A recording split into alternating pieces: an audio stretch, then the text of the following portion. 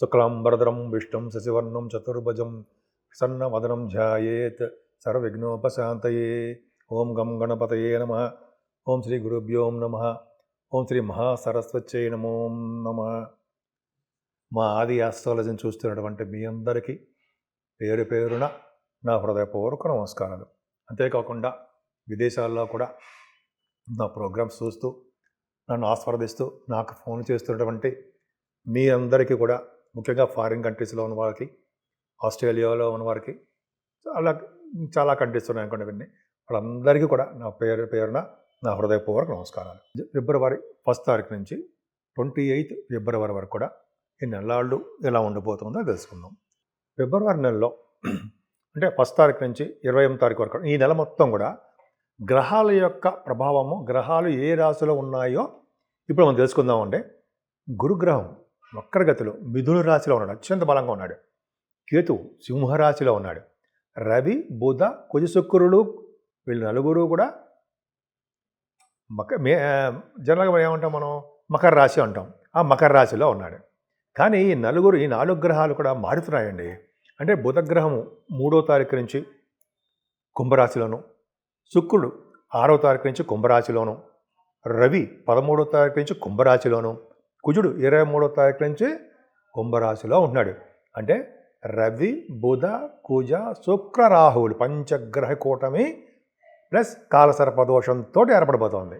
So ఇది చిన్న problem అండి. అంటే 5 గ్రహాల యొక్క కూటమి మనం ఎప్పుడు అనుకుని ఉంటాం, చెడు దోషాలు, చెడు ప్రభావం ఏర్పడుతుంది, ఒక నెలల పాటు ఉంటుంది అలాగా.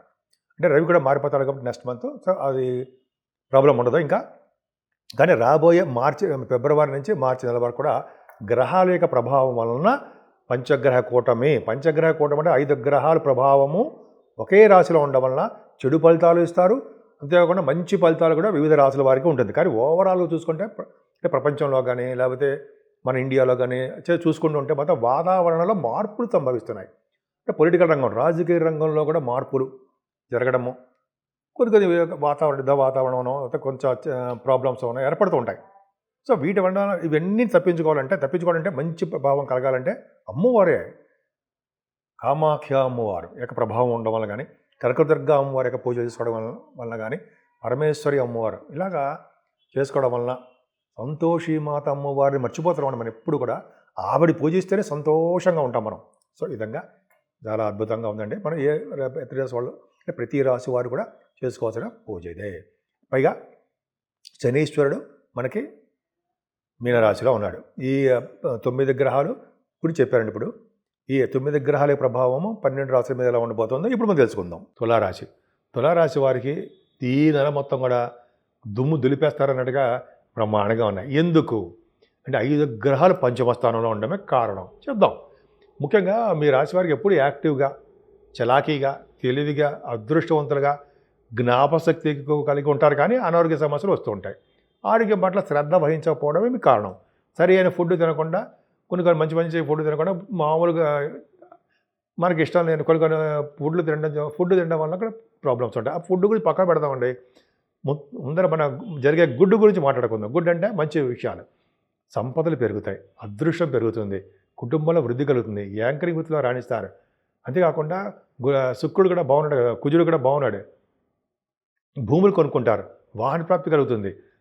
మీకు ఉన్నటువంటి 4 గ్రహాల ప్రభావం కూడా తల్లిగారి యొక్క ఆశీర్వచనాలు, దీవెనలు, అదృష్టము, ఆరోగ్యం బాగుంటాయి ఆవిడకి. మీరు వాహన సౌఖ్యం ఉంది, గృహ సౌఖ్యం ఉంది. మీరు చేస్తున్నటువంటి కార్యక్రమాలు, పనుల్లో కూడా విజయం సాధిస్తారు. కంఫర్టబుల్నెస్ ఎక్కువ, సుఖపడతారు. కష్టపడడం తక్కువ, సుఖపడడం ఎక్కువ. కానీ పంచమ స్థానంలో రాహుతో ఉన్నాడని చెప్పారు కదా. పంచమ స్థానంలో, కోణస్థానంలో రవి రాహులు ఉన్నారు కాబట్టి ఉన్నతమైన పదవులు పొందుతారు. రవి రాహులు కనుక పంచమ స్థానంలో ఉంటే ఉన్నతమైన పదవులు పొందుతారు.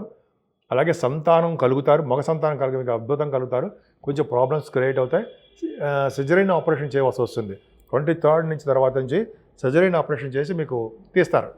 కొంతమందికి ఉంటాయి అది, డెలివరీ సంబంధించిన వాళ్ళకి. అంతేకాకుండా రాజయోగ ప్రాప్తిని అంటామండి. పంచమ స్థానంలో ఈ కాంబినేషన్స్ ఉన్నాయంటే స్పోర్ట్స్ రంగంలో రాణిస్తారు, ప్రజాదరణ ఉంటుంది. అలాగే కళారంగంలో సంగీతం, సాహిత్యం, నృత్య కళాకారులకు కానీ, లేకపోతే యాక్టర్ లేకపోతే కాదు, వాళ్ళతో పాటు డైరెక్టర్స్ అంటారు చూసారా, వాళ్ళకి మ్యూజిక్ వాడించే వాళ్ళకి, వీళ్ళందరికీ కూడా మ్యూజిక్ వాయించే వాళ్ళతో చెప్పినట్టుగానే మ్యూజిక్ వాయించే వాళ్ళకి, యాక్టర్స్కి, టెలివిజన్ రంగంలో ఉన్న వారికి, రాజకీయ రంగంలో పదవులు ఆశించే వారికి శుభాలు కరగబోతున్నాయన్న సందేహం లేదు. పుత్రిక సంతానం కలుగుతారండి. మీకు తెలివితేటలు, అధికమైన తెలివితేటలు ఎక్కువ, ఎవరి దగ్గర ఎలా మాట్లాడాలో తెలుస్తుంది.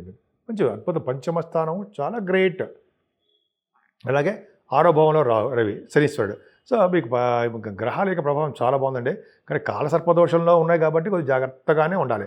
6వ భావంలో శని వల్ల మేనమామలు బాగుండము, కోర్టు సంబంధించిన విషయాలు గెలవడము, అలాగే విదేశ ప్రాప్తి ఉండడము, విదేశాల్లో రాణించడము, ఉన్నతమైన విద్య రాణించడము, వేదశాస్త్ర పండితులకి అద్భుతంగా ఉండడము, అలాగే గవర్నమెంట్ సంబంధించిన ఉద్యోగస్తులకి, రాజకీయ రంగంలో ఉన్నవారికి, ఇంకా చెప్పాలంటే సాఫ్ట్వేర్ రంగ ఉద్యోగస్తులు కూడా అద్భుతమైన పదవులు రావడము బాగుంటుంది. లాభస్థానంలో ఉన్న కేతు కూడా చాలు కదండి. లాభస్థానంలో కేతు, పంచమంలో 5 గ్రహాలు, 6వ భావంలో కేతు శని, అలాగే 9వ భావంలో గురుడు, అన్ని గ్రహాలు మీరు ఫేవరబుల్గా పెట్టేసుకున్నారు. ఖచ్చితంగా మీకు మంచి జరుగుతుంది. కాలసర్పదోషం ఉన్నారు కాబట్టి మీరు రావుకేతులు పూజ చేయించుకోండి. అలాగే శివరాత్రి పూట, అంటే 15వ తారీఖు శివరాత్రి వస్తుంది ఫిబ్రవరి, ఖచ్చితంగా మంచి యోగాలు కలగడానికి అవకాశాలు ఉన్నాయి శివుణ్ణి పూజించడం వల్ల. నా పేరు Vadrev Adinarayanarao Sharma. MA astrology, CMA కూడా చేశాను నేను. 35 years ఆఫ్ ఎక్స్పీరియన్స్ ఉంది. అది పక్క పెడదాం. మీరు ముఖ్యంగా జాతకాలు చెప్పించుకోవాలనుకున్నా, ముహూర్తాలు పెట్టించుకోవాలనుకున్నా, మీ యొక్క date of birth, time of birth, place of birth ఇవన్నీ ఉండాలండి.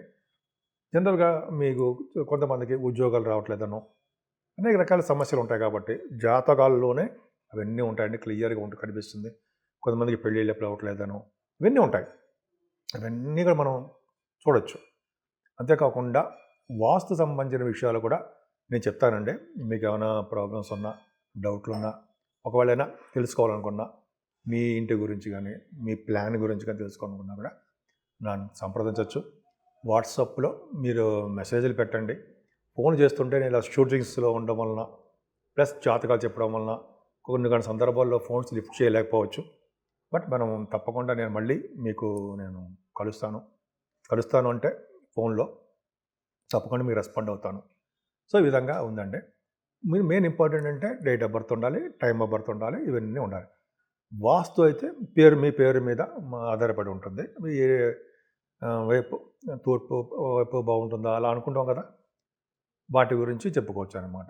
ఏ ఫేసింగ్ బాగుంటుంది అనేది తెలుసుకోవచ్చు.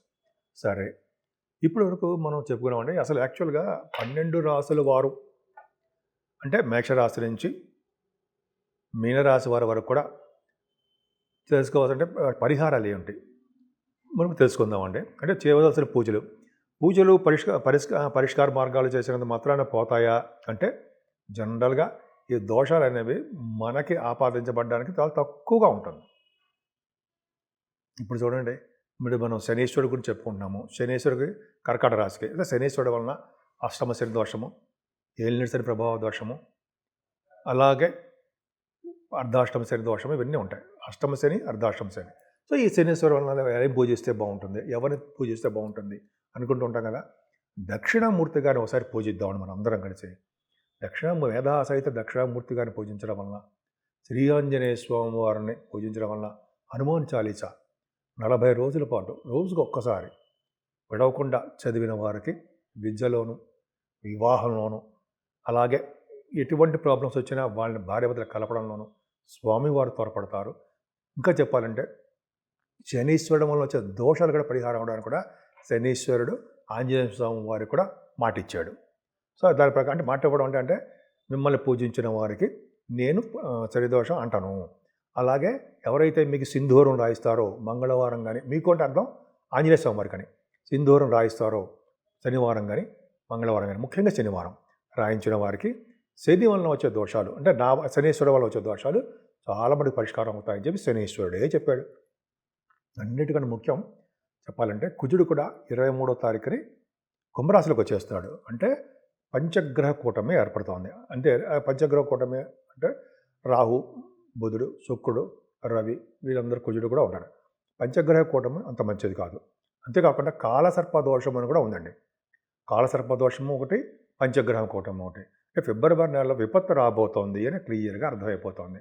విపత్తు అంటే అర్థం ఏమిటి? అంటే కొన్ని కొన్ని చోట్ల వర్షాలు బాగా పడడం కానీ, దేశాల మధ్య యుద్ధ వాతావరణం కానీ, లేకపోతే ఉరుములు అంటారు కదా, ఉరుములు పడ్డము, పిడుగులు పడ్డం, అటువంటి వాటి వల్ల కానీ పశు నష్టము, జన నష్టము, గృహంలో పీడలు, ఇవన్నీ జరగడానికి మాత్రం అవకాశాలు మాత్రం ఉన్నాయండి. సో ఈ విధంగా మనం అందుకనే మనం ఇవన్నీ నుంచి బయటపడాలంటే ఈశ్వరుణ్ణి పూజించాలి, పరమేశ్వరుణ్ణి అభిషేక ప్రియుడు కాబట్టి అభిషేకాలతో పూజిస్తూ వెంకటేశ్వర స్వామి వారు ఆరాధన చేసుకోవడం వల్ల కూడా సర్వదోషాలు పరిహారం అవుతాయి. ముఖ్యంగా ఇప్పుడు చెప్పే పరిష్కారాలన్నీ కూడా 12 రాసుల వాళ్ళు కూడా ఆచరించదగ్గ విషయాలని చెప్పవచ్చండి.